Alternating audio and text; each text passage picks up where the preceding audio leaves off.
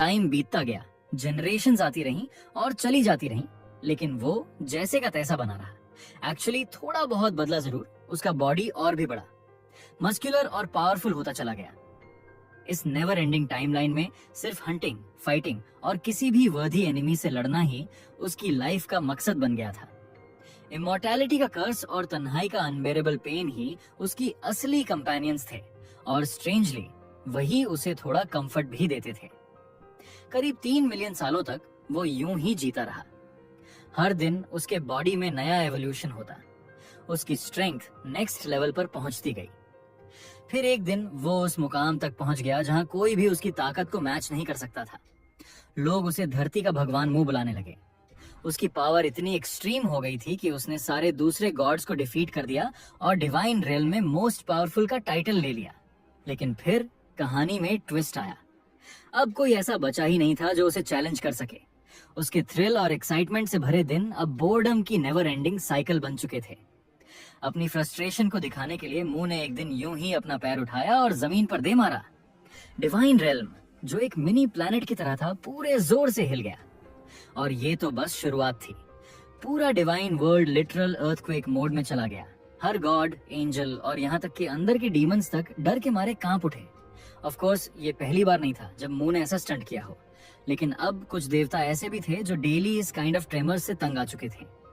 उनमें से एक था लूसीफर, डिवाइन रेल्म का सेकंड मोस्ट पावरफुल गॉड। मुंह, जो अब बोर्डम में पूरी तरह डूब चुका था, बिहेव करता था जैसे उसे इस डिस्ट्रक्शन की कोई परवाह ही नहीं। उसका माइंड बस एक ही थॉट से भरा था। उसने हर वर्दी ओपोनेंट को बिना एफर्ट के हरा दिया था। और अब 1000 साल से भी ज्यादा बीत चुके थे जब किसी ने उसे सच में चैलेंज किया हो। अब उसका दिल चाहता था कोई तो हो जो उसे फिर से लड़ने का रीजन दे सके। एक गहरी सांस छोड़ते हुए मुंह ने खुद से बड़बड़ाया, बहुत ज्यादा ताकतवर होना भी एक प्रॉब्लम ही है यार। जैसे ही ये वर्ड्स उसके मुंह से निकले, उसके दिमाग में कुछ क्लिक हुआ। 1000 साल की नॉन स्टॉप फ्रस्ट्रेशन के बाद अचानक उसे ऐसा फील हुआ जैसे उसने कोई जीनियस लेवल ब्रेक थ्रू कर लिया हो। अगर उसकी ताकत ही उसकी प्रॉब्लम है तो सोल्यूशन भी तो सामने है। उसे बस खुद को वीक बनाने का कोई तरीका ढूंढना होगा। उसके लिए ये टोटली ऑब्वियस था। अगर वो धरती के लोगों जैसा एक कमजोर बॉडी पाले तो उसके सामने फाइट करने के लिए हंड्रेड्स ऑफ राइवल्स होंगे। अचानक मुंह अपनी सीट से उठा और जोर से चिल्लाया, ड्रैगनलिंग। और तभी आसमान में एक मैसिव ड्रैगन प्रकट हुआ और थंडर जैसी लैंडिंग के साथ जमीन पर आ गिरा।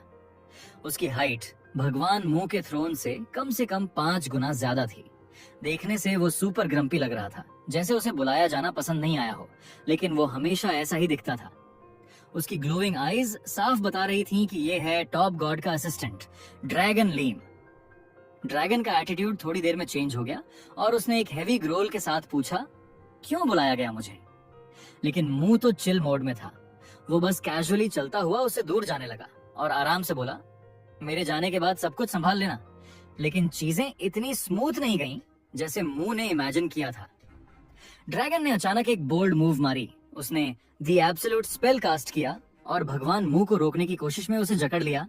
लेकिन जैसे ही मुंह ने अपना सिर घुमाकर उसे एक साइड ग्लांस दी, वो भी गुस्से से भरी। सब बदल गया। ड्रैगन का पूरा फियर्स और वाइल्ड एटीट्यूड एक सेकंड में मेल्ट हो गया। वो एकदम से स्केयर्ड और अशेम्ड दिखने लगा। हकलाते हुए उसने खुद को जस्टिफाई करने की कोशिश की। बोला कि उसका कोई डिसरिस्पेक्ट करने का इरादा नहीं था, लेकिन मुंह को कम से कम कोई एक्सप्लेनेशन तो देना चाहिए था, स्पेशली जब कुछ ही देर में गॉड्स की एक इंपॉर्टेंट मीटिंग होने वाली थी। मुंह को हवेवर उस मीटिंग की 2 कौड़ी की भी परवाह नहीं थी। बिना कुछ बोले वो फिर से चलने लगा और ड्रैगन को वैसे ही जंजीरों में घसीटता रहा जैसे वो कुछ भी ना हो। जब उसकी पहली चाल फेल हो गई तो लीम ने फटाफट स्ट्रैटेजी चेंज कर दी और अब उसने विक्टिम कार्ड खेला। रोते हुए बोला कि अगर मुंह मीटिंग में नहीं गया तो सब कुछ उसी पर आ जाएगा और उसे दूसरे देवताओं की नॉन स्टॉप कंप्लेंट्स झेलनी पड़ेंगी।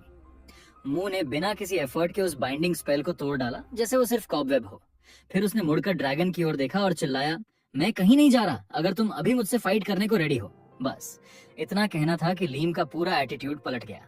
उसे समझ आ गया कि बाकी देवताओं के टेंट्रम्स झेलना ज्यादा आसान है बनिस्बत भगवान मुंह से सीधे टकराने के। उसने झट से हाथ जोड़कर कहा, safe journey sir, may your travel be short and peaceful. मुंह हल्के से मुस्कुराया और आगे बढ़ा। वहां जहां एक floating mini version of earth तैर रहा था। उसने हाथ बढ़ाया और उस मिनी अर्थ की सरफेस को छुआ। छूते ही उसके मन में यह सवाल आया, अब किसके शरीर में एंटर करूं? डिसीजन को इजी बनाने के लिए उसने उन धरतीवासियों के प्रेयर्स और मैसेजेस को सुनना शुरू किया जो गॉड्स को भेजे जा रहे थे। मोस्ट ऑफ दम थे तो एकदम यूजलेस और बोरिंग, लेकिन फिर एक मैसेज ने उसकी अटेंशन पूरी तरह पकड़ ली। वो एक ऐसा मैसेज था जो उसके पूरे अस्तित्व पर ही सवाल उठा रहा था। शुरू में मुंह थोड़ा इरिटेट हुआ, लेकिन फिर जल्दी ही उसे रियलाइज हुआ, यही वो इंसान है जिसकी बॉडी में एंटर करके वो अपनी जर्नी फिर से शुरू कर सकता है। 1000 साल में पहली बार मू ने सच में एक्साइटमेंट फील की। उसने आखिरकार अपनी एंडलेस बोर्डम का अल्टीमेट सॉल्यूशन ढूंढ लिया था। लेकिन जहां मू अपनी स्ट्रैटेजी से सुपर हैप्पी था, वहीं उसका असिस्टेंट ज्यादा एक्साइटेड नहीं दिख रहा था। कुछ सेकंड के लिए मू ने सोचा कि क्या उसे जाने से पहले कोई एक्सप्लेनेशन देना चाहिए, लेकिन अपने फुल सिग्मा पर्सनालिटी वाले एटीट्यूड में उसने डिसाइड किया कि उसे कुछ एक्सप्लेन करने की जरूरत ही नहीं।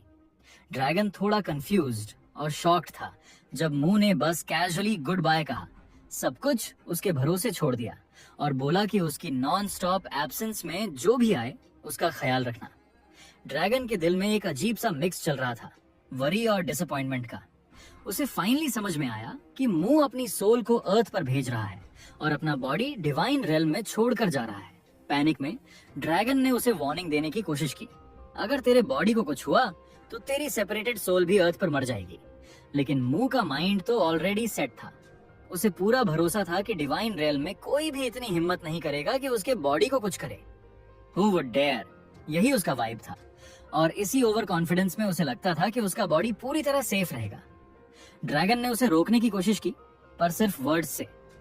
लेकिन मू ने हमेशा की तरह अपने असिस्टेंट की बातों को टोटली इग्नोर कर दिया और वही किया जो उसे सही लगा। बिना किसी और एक्सप्लेनेशन के सीन इंस्टेंटली स्विच हो गया। अब वो मू नहीं था, वो एक नया इंसान था। ऐसा इंसान जिसने अभी अभी एक इंटेंस बैटल जीतकर डीमन लॉर्ड को हरा दिया था। विक्ट्री का फील ओवरवेलमिंग था और उस इंसान की खुशी का कोई ठिकाना नहीं था। लेकिन ये रियल लाइफ नहीं था, ये तो बस एक वीडियो गेम का फाइनल सीन था जिसे एक प्लेयर 17 साल का लूजर कुछ पल पहले ही कंप्लीट कर चुका था। उसका नाम था ली हो, एक ऐसा लड़का जो हर गेम के प्रोटैगनिस्ट से पेनफुली जेलस रहता था। वो लकी हीरोज जिनके पास क्रेजी एडवेंचर्स होते हैं और जो हर बार क्यूट गर्ल्स का मैसिव हैरम बना लेते हैं। स्क्रीन पर रोलिंग क्रेडिट्स को देखते हुए ली आह भरता था, काश उसकी लाइफ भी कुछ वैसी होती। तभी अचानक ली ने अपना फोन छोड़ दिया। वो हाथ से फिसला और बहुत हाइट से नीचे गिरा। कुछ ही सेकंड्स में फोन जमीन से टकराया एंड पूरी तरह चकनाचूर। अब साफ था कि ली 3 मंजिला बिल्डिंग की एज पर क्यों खड़ा था। He had nothing left to live for. वो अपनी लाइफ खत्म करने ही वाला था। उसका बॉडी कांप रहा था, पूरे घावों से भरा हुआ था। उसने इस क्रूअल और अनफेयर दुनिया को एक बिटर गुड बाय फुसफुसाते हुए कहा और कूद गया। जैसे ही वो फॉल कर रहा था, हवा उसके पास से जिप कर रही थी। टीयर से भरी आंखों के साथ ली चिल्लाया, अगर कहीं कोई गॉड है तो ये तेरा चांस है प्रूव करने का, मुझे किसी दूसरी दुनिया में भेज दो। लेकिन उसकी प्रार्थना पूरी होने से पहले ही वो जमीन से टकराया। खून हर डायरेक्शन में बिखर गया। उसका सिर सीधे साइडवॉक से टकराया। बाय ऑल लॉजिक ली को वहीं मर जाना चाहिए था। But something weird happened. Lee का हाथ फड़फड़ाया, उसका चेस्ट उठा और उसने अचानक एक डीप सांस ली, जैसे कोई डूबने से बचा लिया गया हो। उसे पता भी नहीं चला, लेकिन भगवान मू की सोल ने लाइटनिंग स्पीड में उसके बॉडी को टेक ओवर कर लिया था, ठीक उस मोमेंट से पहले जब वो टकराया था। अब मू को ली के बैटर्ड ब्रोकन बॉडी का दर्द फील करना पड़ रहा था, वो भी बिना समझे कि असल में हुआ क्या। वहीं दूसरी ओर ली की सोल डिवाइन रेल्म पहुंच चुकी थी। वो वहां खड़ा था, कंप्लीटली स्टन्ड। उसका मुंह लिटरली जमीन पर गिरा हुआ सा लग रहा था, पर उसे शॉक सिर्फ ये नहीं था कि वो किसी दूसरी दुनिया में है। असल झटका तो तब लगा जब उसने देखा कि उसके सामने एक जाइगेंटिक ड्रैगन खड़ा है और वो भी क्लियरली खुश नहीं लग रहा था। लेकिन शॉक सिर्फ ली को नहीं लगा था, ड्रैगन भी जड़ सा रह गया था। उसे इतनी जल्दी किसी ह्यूमन सोल को डिवाइन रेल्म में देखना एक्सपेक्टेड नहीं था। ठीक वैसे ही जैसे ली ने भी अपनी डेथ के बाद पहली चीज एक एंग्री लुकिंग ड्रैगन की स्टेरिंग आईज की उम्मीद नहीं की थी। अब चलो 1 सेकंड रिवाइंड करते हैं। ठीक इस केओस के 10 सेकंड पहले गॉड मू वहां अपने आइकॉनिक स्मर्क के साथ खड़ा था, मिनी अर्थ को छू रहा था, रिलैक्स्ड और कॉन्फिडेंट। जैसा कि पहले बताया था, उसे अपने बॉडी को पीछे छोड़ने का कोई रिग्रेट नहीं था। ड्रैगनलिंग ने उसे वार्न करने की पूरी कोशिश की, अर्ज किया कि वो दोबारा सोचे। बट मू हमेशा की तरह रेकलेस एज हेल, उसने सारी वार्निंग्स को डस्ट की तरह उड़ा दिया। बिना एक सेकंड गंवाए उसने अपनी सोल को अर्थ पर भेज दिया और लियो की सोल से सीधे स्विच कर लिया। And just like that, destiny ने एक नई स्टोरी लिखनी शुरू कर दी। अगले ही पल जो हुआ वो किसी ने इमेजिन भी नहीं किया था। जैसे ही मुंह की सोल ली के बॉडी में एंटर हुई, उसे समझ आ गया कि वो एक गंभीर लाइफ और डेथ सिचुएशन में फंस चुका है। कोई टाइम नहीं था एडजस्ट करने का, कोई वार्निंग नहीं, वो हवा में था। बिजली जैसी स्पीड से नीचे गिर रहा था। 1 सेकंड से भी कम मिला उसे समझने के लिए कि क्या होने वाला है। और फिर वो हुआ। ली का बॉडी जमीन से इतनी ब्रूटल ताकत से टकराया कि यकीन करना मुश्किल था कि कोई इंसान इतनी इम्पैक्ट झेल सकता है। सिर्फ क्रैश नहीं था, वो लिटरली डिस्ट्रक्शन था। हड्डियां चकनाचूर हो गईं, बॉडी एक टूटी हुई रैगडॉल की तरह हवा में उछली और फिर जमीन पर गिरी, बिल्कुल लाइफलेस। पेन, वो दर्द मुंह के अमर जीवन के हर अनुभव से कहीं ज्यादा इंटेंस था। लेकिन असली प्रॉब्लम दर्द नहीं था, असली झटका तो कंफ्यूजन था। वाई? जैसे ही उसने धरती पर कदम रखा, सोल ने, ये सब कैसे हो गया? इतनी जल्दी ये मैस कैसे बन गया? कुछ समझ ही नहीं आया। उसके हाथ अनकंट्रोलेबली कांप रहे थे, पूरा बोरोड बॉडी शॉक में था। लेकिन फिर सब अचानक शांत हो गया, हाथ हिलना बंद हो गए। उस ठंडी डेड साइलेंस में मुंह को एक हॉरिफाइंग रियलाइजेशन हुआ, ही वाज डाइंग। ना डेस्टिनी बदलने का कोई मौका, ना टूटी चीजें फिक्स करने का टाइम। बस वैसे ही उसका शरीर ठंडी बेरहम जमीन पर गिर गया। सब कुछ स्ट्रेंजली क्वाइट था। आसपास कोई नहीं था जो उस once proud and powerful god के फॉल का गवाह बने। कोई हेल्प करने वाला नहीं, कोई देखने वाला भी नहीं। लेकिन नहीं, ये मुंह का एंड नहीं था, नॉट येट। जैसा कि आप जानते हो, कुछ मसल्स ह्यूमन बॉडी में ऐसे होते हैं जो कॉन्शियसली कंट्रोल नहीं किए जा सकते, लाइक हार्ट और कुछ इंटरनल ऑर्गन्स। लेकिन मुंह, जिसने पूरे 3 करोड़ साल अपनी बॉडी को ट्रेन करने में लगाए थे, ह्यूमन फॉर्म की हर लिमिट को क्रॉस कर चुका था। उसका कंट्रोल इतना प्रिसाइज था कि वो अपनी ब्लड वेसल्स, मसल्स और ऑर्गन्स तक को कॉन्शियसली कंट्रोल कर सकता था। इसीलिए कुछ ही सेकंड्स में उसका हार्ट फिर से बीट करने लगा। Yes, it hurt insanely. लेकिन मुंह ने अपनी वेन्स में जबरदस्ती ब्लड सर्कुलेट किया, हार्ट को रिपेयर किया और ब्लीडिंग रोक दी। धीरे धीरे मुंह फिर से उठ खड़ा हुआ, जैसे कुछ हुआ ही नहीं, जबकि बॉडी अब भी चीख रहा था पेन में। लेकिन गुस्सा नहीं आया। इंस्टेड वो ऑडली खुश था। Beaten, bruised, covered in blood.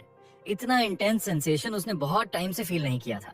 और ये फीलिंग उसे ये कंफर्म करने के लिए काफी थी, उसने सही डिसीजन लिया है यहाँ आने का।